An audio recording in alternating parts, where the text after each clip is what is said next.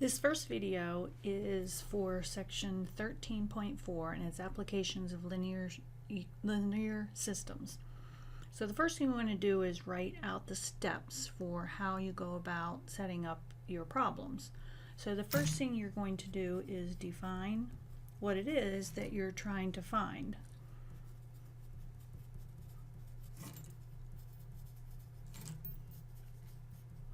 So if you're looking for a quantity or a percentage, or you just have to read the question, and it's usually going to be in question form. What is it that you're looking for? So you have to kind of get that mental note.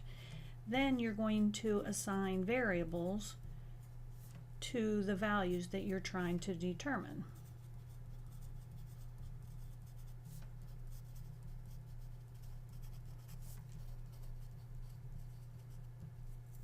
Then you're going to read the problem and translate what you read into a math equation. And you will typically have two or more math equations. Occasionally you'll only have one, but most of the time you'll have at least two equations. Then, using the methods of either elimination or substitution, you will solve the system of equations.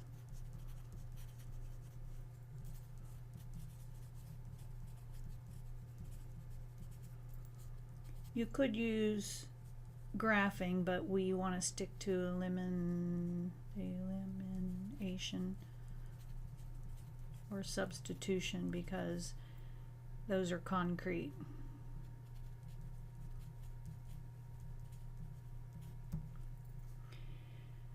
Once you solve and get your XY solution, or whatever variable you've determined, you're going to check your answer to be sure it's reasonable. So see if it makes sense. If you're looking for an age of something and you get the number 180, it's obviously not reasonable.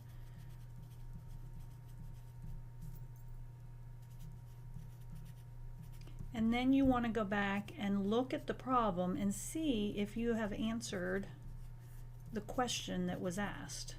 Sometimes it's a two-part question. Sometimes it goes back to assigning variables to your values. If you assigned an X to an age, but the question wants a weight, and you have Y assigned to a weight, you have to make sure your answer is in terms of what the question was asked.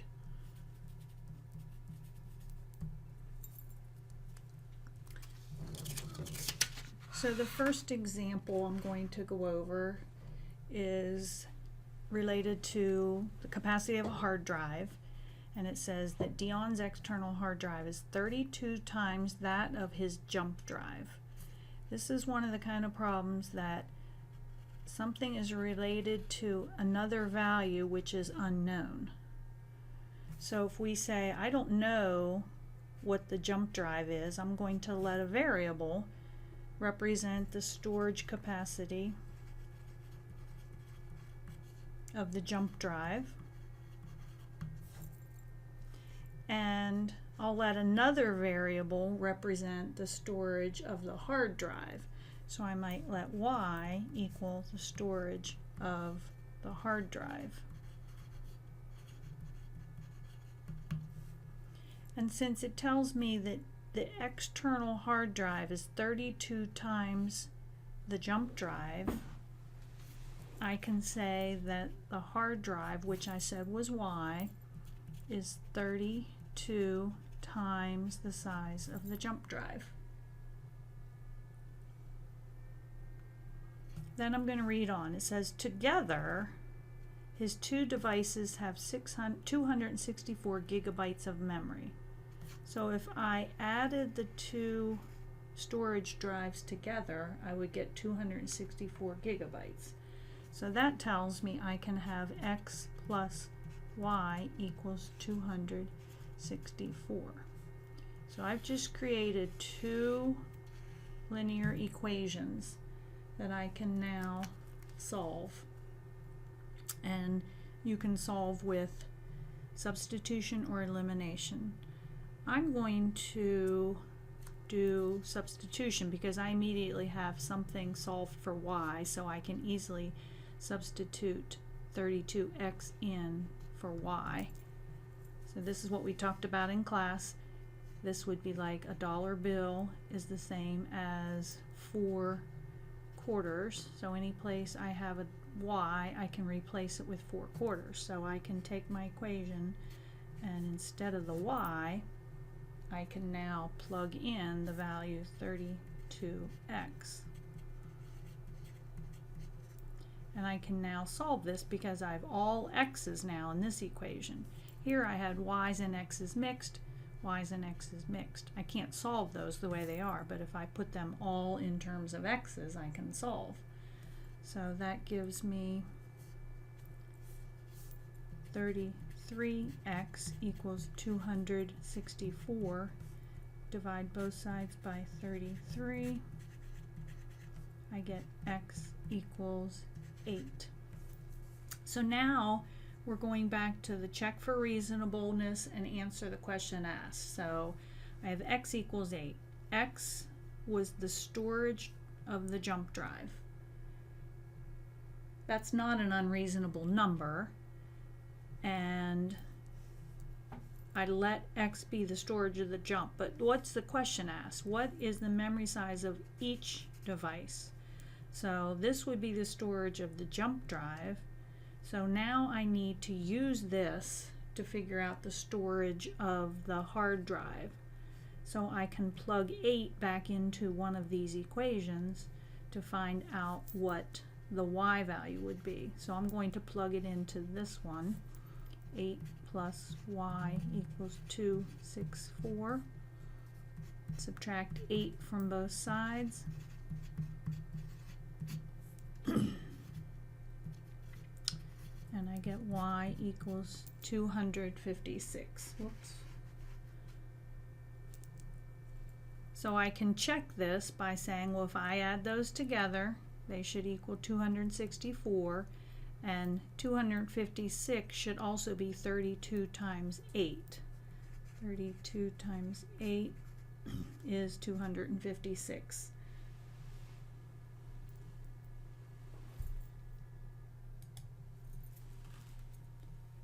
Our next example talks about ages of Ben and Annie. The sum of the ages of Ben and his younger sister Annie is 18 years old. So that tells me if I added their ages together, it would equal 18. So back to the first question, we want to identify what we're trying to find. So I'm going to keep reading. The difference of their ages is 4. What is the age of each child? So we're trying to find the age of each child.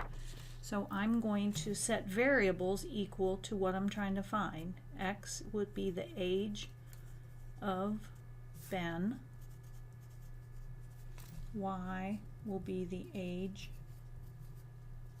of Annie. It tells me that the sum of their ages is 18. So since I let the x and y be their ages, that tells me if I add those together, that equals 18. It also states that the difference, which means subtraction, of their ages is 4 years. So now I can also say that x minus y is 4.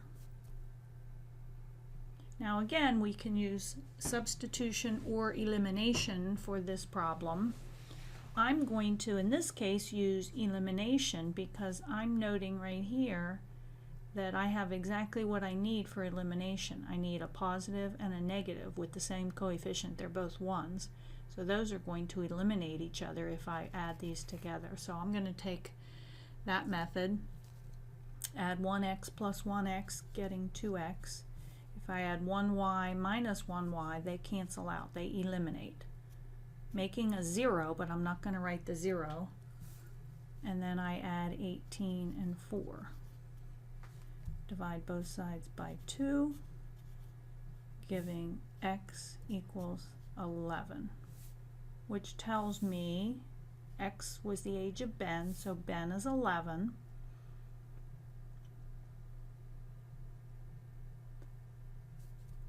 If I plug that into either one of these equations, I can solve for y. So if I replace the x with 11, then I subtract 11 from both sides, I get y equals 7. So Annie would be 7, Ben would be 11.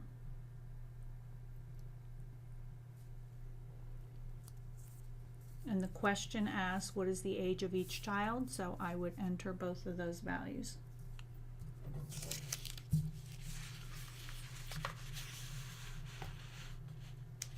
The next example is the display panel of a graphing calculator has the shape of a rectangle. As soon as I hear that, I typically draw my rectangle. Perimeter. I also, when I hear the word perimeter, my brain wants to tell me, well, a perimeter means 2 times the length plus 2 times the width. The perimeter equals 264 millimeters. So I know whatever my perimeter is, whatever the formula for it is, I know it will equal 264. If the length of the display panel is 18 millimeters longer than the width, so I'm going to repeat that, 18 millimeters longer than the width. If the width were 1, the length would be 18 plus 1 or 19. If the width were 6, the length would be 18 plus 6, which is 24. But I don't know the width. So I'm going to set a variable x equal to the width.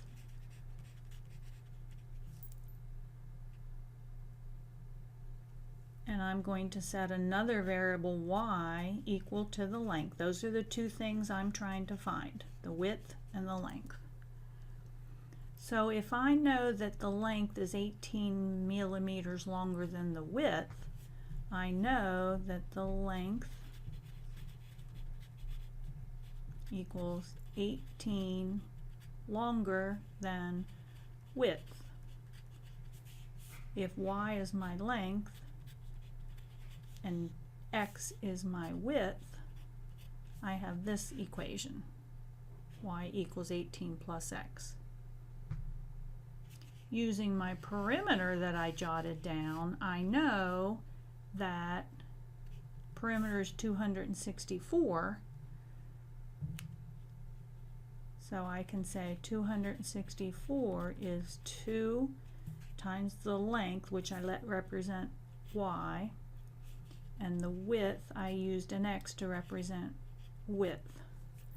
So again, here I have my two linear equations that I'm going to solve.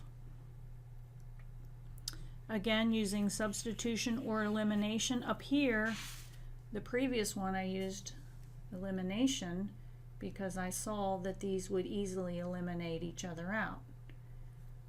This next one, you can use either method, but I noticed that it's already solved for y, so this might be a nice one to substitute. I can, any place I see a y, I can substitute 18 plus x in.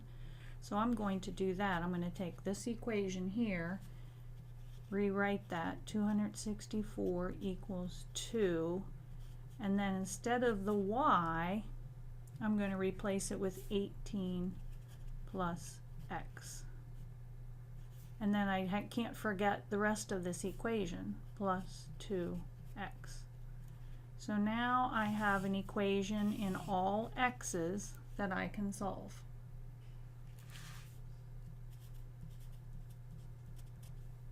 I'm going to distribute.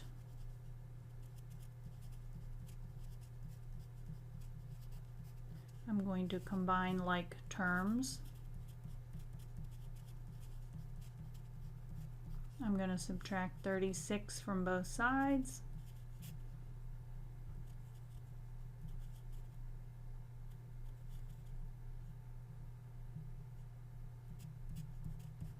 And I'm going to divide both sides by 4, giving me x equals 57.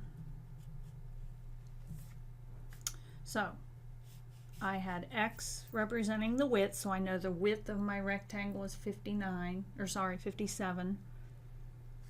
The length I have to also figure out because it wants the dimensions, which means the width and the length. So I've determined the width, and I can plug that back into this equation or this. I'm going to pick this one because it's simpler with smaller numbers. So I'm going to then put the 57 right in here for this x.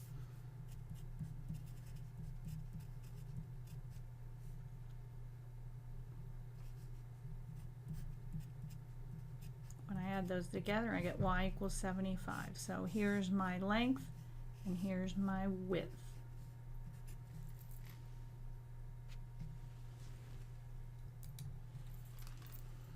This next example has to do with angles. If you recall what complementary and supplementary angles are, we know that supplementary angles add up to 180 degrees. So the combination of two angles would equal 180 degrees. That wasn't drawn correctly because it would actually be, one might look like this and the other one would look like this. But we read that the measure of the larger angle is 20 degrees less than 3 times the measure of the smaller one. So we have two angles. We're going to set our variables to represent the unknown quantity. So we're going to let x represent the larger angle, and we're going to let y equal the smaller angle.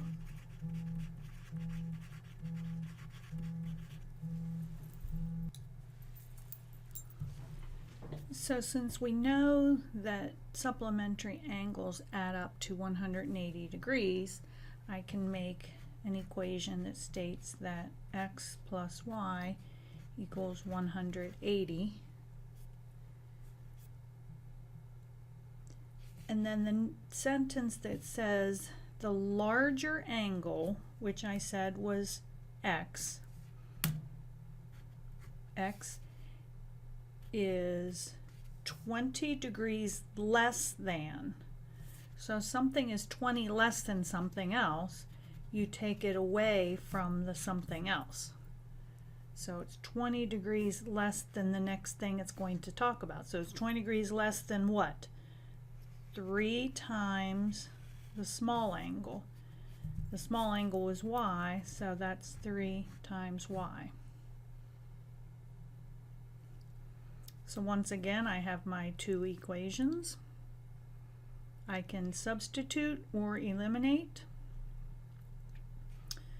This again kind of, to me, lends towards substitution. So I could substitute anytime I see an x, I could substitute with 3y minus 20 up in here. So I can do 3y minus 20 plus y equals 180. Combine the like terms, 4y minus 20 equals 180. Add 20 to both sides. Divide both sides by 4.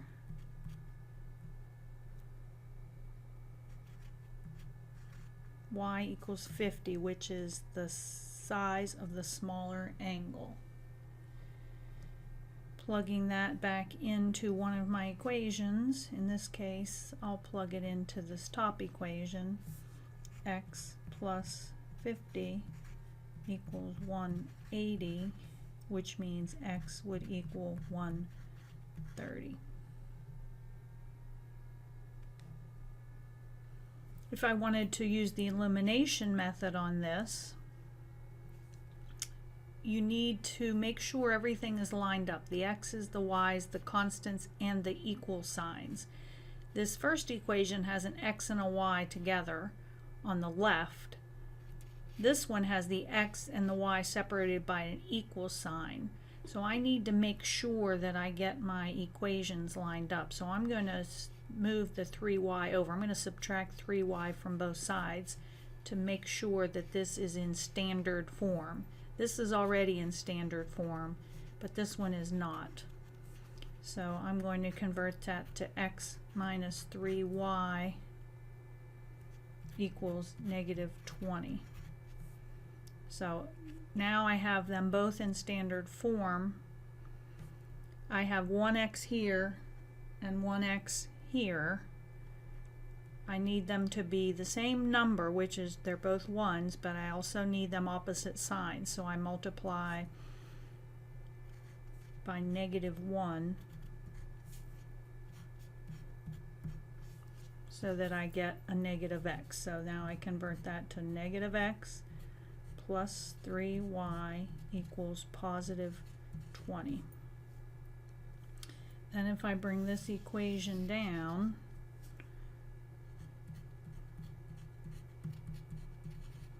I can add them. These will be eliminated because I have negative 1x, positive 1x becoming 0x, but I typically don't write 0x. I know just that it's the value of 0. I will add 3y and 1y giving 4y. Add those two values and I get back to what I had over here, y equals 50. So those are the two different substitution method, elimination method for the same problem.